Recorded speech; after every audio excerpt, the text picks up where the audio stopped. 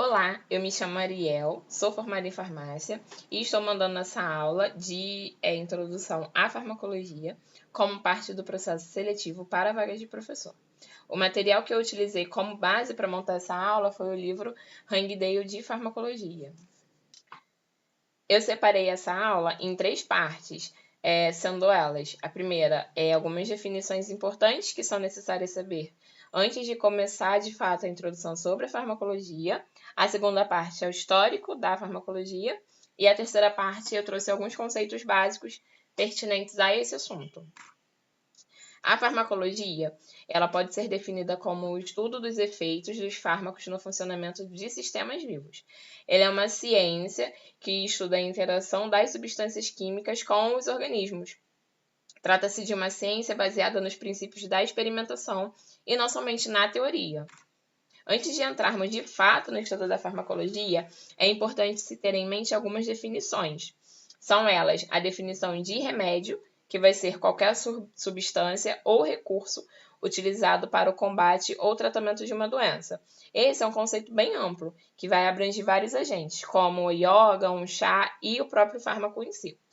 O próximo conceito é o conceito de droga, que é qualquer substância ou produto, ele pode ser natural ou não, que vai ser utilizado para alterar o funcionamento do organismo. Essa alteração ela pode ser física ou psíquica. E é aqui que vão entrar as drogas de uso ilícito e as de uso ilícito também, como o tabaco. Entra também álcool e algumas outras substâncias que são utilizadas para alterar de alguma forma o funcionamento do organismo. Um outro conceito é o conceito de medicamento. Ele vai ser a forma farmacêutica terminada, descrita e documentada que contém o fármaco. O medicamento ele visa prevenir, tratar, curar, controlar ou diagnosticar doenças. É o que a gente compra normalmente na farmácia, na drogaria. E a definição de fármaco, que ele vai ser a principal substância da formulação do medicamento. Ele também pode ser chamado de princípio ativo. E pode ter origem vegetal, animal, mineral, sintética ou semissintética. A farmacologia ela é uma ciência biomédica que se originou no século XIX da necessidade de melhorar os resultados das intervenções terapêuticas. Naquela época, tinha-se os boticários, que eram pessoas que normalmente trabalhavam com plantas que eram usadas para determinadas funções. Essas plantas eram usadas de forma bem empírica mesmo, sem nenhum estudo anterior sobre. As pessoas iam testando e iam vendo o que acontecia. Para essa aula, eu trouxe 2 conceitos básicos que são bem utilizados em farmacologia. São ele o conceito de farmacodinâmica e de farmacocinética. A farmacodinâmica, ela vai tratar dos eventos relacionados à interação do fármaco com o seu receptor. Ela vai ser basicamente o que o fármaco vai fazer com organismos. Os fármacos, eles não vão agir simplesmente por estarem ali presentes no organismo. Eles vão precisar de algumas moléculas para se ligar. A maioria dos fármacos vão agir através dos receptores, que são proteínas que vão detectar os sinais químicos oriundos da ligação do fármaco e vão traduzir esses sinais como uma resposta celular. No organismo, também há algumas outras macromoléculas com que os fármacos interagem para produzir os seus efeitos. Essas outras macromoléculas também são conhecidas como alvos farmacológicos. No organismo, há 4 tipos principais de proteínas que vão atuar como alvos farmacológicos. São elas: os receptores acoplados à proteína G, os receptores com atividade enzimática, os canais iônicos controlados por ligantes e os receptores nucleares. Os receptores acoplados à proteína G vão representar a maior e a mais importante família de receptores. Eles fazem a utilização de segundos mensageiros e por isso a sua resposta é mais lenta. O que vai acontecer? Quando um ligante se liga, como está aqui na imagem, esse receptor vai ativar essa proteína intracelular, tá vendo? Que vai se juntar aqui a ele, ao receptor. E aí essa ativação vai fazer a produção, vai ativar uma cascata de outros segundos mensageiros que vão ser responsáveis por fazer essa tradução do sinal, tá? Por conta dessa utilização de segundos mensageiros, a sua resposta é um pouquinho mais lenta. Como exemplo desse tipo de receptor, a gente tem os receptores beta-adrenérgicos, que vão ser os alvos dos medicamentos beta-bloqueadores que são utilizados para o tratamento da hipertensão. O outro tipo de receptor são os receptores com atividade enzimática. Eles são proteínas de membrana que possuem um domínio enzimático. Esse domínio normalmente é uma quinase, mas pode acontecer de ter outras enzimas. Esses receptores vão ter uma resposta mais lenta do que os demais. O que vai acontecer? A gente tem aqui dois receptores com atividade enzimática, normalmente um próximo do outro. Quando um ligante se liga aqui, esses receptores se juntam e aí ocorre uma dimerização desses receptores, ativando uma cascata de fosforilação intracelular, que vai gerar a resposta celular, tá? Como exemplo desse tipo de receptor, nós temos os receptores de insulina e os receptores de fator de crescimento celular, que são alvos na terapia anti-câncer. Um outro tipo de receptores são os canais iônicos controlados por ligante. São proteínas de membrana que funcionam realmente como um canal para a passagem de substância pela membrana celular. Ao contrário dos outros receptores, eles só permitem a passagem de íons, e por conta disso a sua resposta acaba sendo mais rápida que a de todos os outros receptores, porque eles não ativam segundos mensageiros. A molécula se liga aqui no receptor, e isso faz com que ele se abra e os íons atravessem por ele mesmo para dentro da célula. É um processo relativamente simples. E como exemplos desse tipo de receptor, nós temos o receptor nicotínico da acetilcolina e o receptor de GABA, que é um alvo para os medicamentos ansiolíticos. Um outro tipo de receptor são os receptores nucleares. Eles, diferente dos outros que estavam localizados na membrana celular, esses receptores são localizados dentro da célula. Ou seja, vai ser ou no citoplasma celular ou no núcleo celular.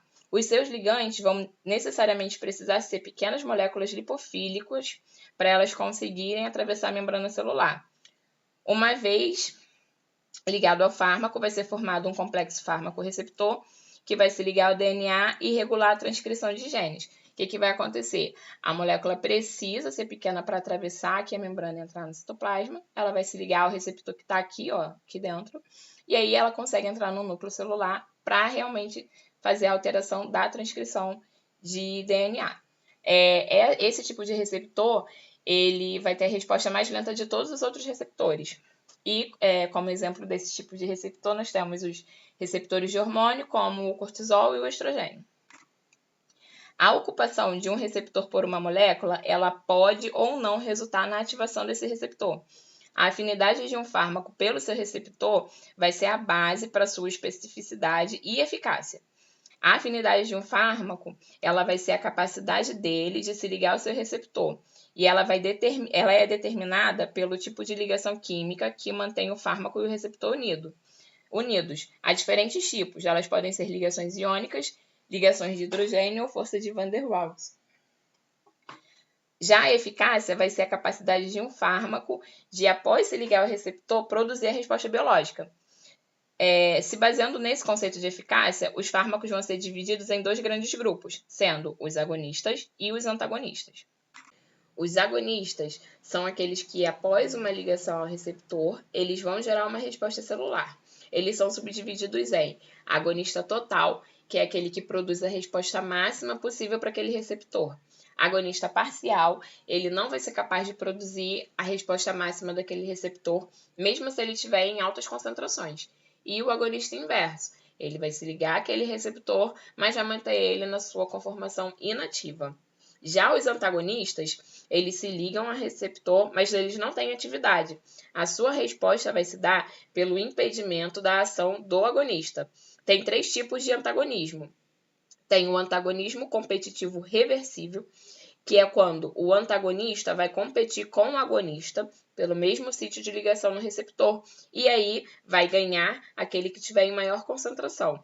Tem o antagonismo competitivo irreversível, que é quando o antagonista se liga de forma covalente ao receptor, formando uma ligação muito forte de longa duração. A resposta do agonista, nesse caso, ela não pode ser restaurada, a menos que novos receptores sejam sintetizados pela célula.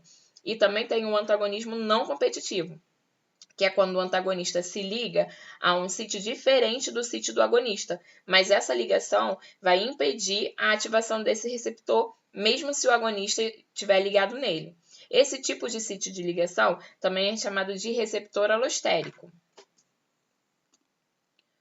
O receptor alostérico é um sítio de ligação diferente do sítio principal de um receptor, e é lá que os moduladores alostéricos vão agir. Eles vão causar uma mudança na conformação do receptor, mas eles mesmos, os moduladores alostéricos, eles não têm eficácia própria. E aqui a gente tem o sítio normal de ligação em um receptor e aqui o centro alostérico, o sítio alostérico. E aí quando algum inibidor alostérico, algum ligante se liga aqui, ele muda a conformação desse sítio, tá vendo? Da sua forma ativa, inativa para ativa ou ativa para inativa. Um outro ponto importante para a farmacologia é o conceito de farmacocinética, que vai ser a interpretação formal das alterações temporais nas concentrações de um fármaco em uma ou mais regiões do organismo em relação à dose administrada. De maneira geral, esse conceito vai ser o que o organismo faz com o fármaco. Ele vai tratar do caminho percorrido pelo fármaco, desde a sua administração até a sua eliminação. Dentro desse conceito, nós temos 4 eventos principais, que são a absorção, que é a passagem do fármaco do local de administração para a corrente sanguínea.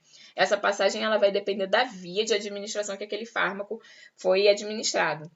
Um outro ponto é a distribuição, que vai ser o processo pelo qual o fármaco deixa a corrente sanguínea e vai para os tecidos. Um outro ponto é o metabolismo, que é a transformação química do fármaco em metabólitos. Esses metabólitos eles podem ser ativos ou não. Tem alguns fármacos que são administrados na sua forma inativa ou menos ativa e vão precisar ser metabolizados para se tornarem ativos. Eles são conhecidos como profármacos. E o último ponto é a excreção, que é o processo de remoção do fármaco e de seus metabólitos do organismo. Assim, eu encerro essa introdução aos princípios de farmacologia, me coloco à disposição aqui para o esclarecimento de qualquer dúvida.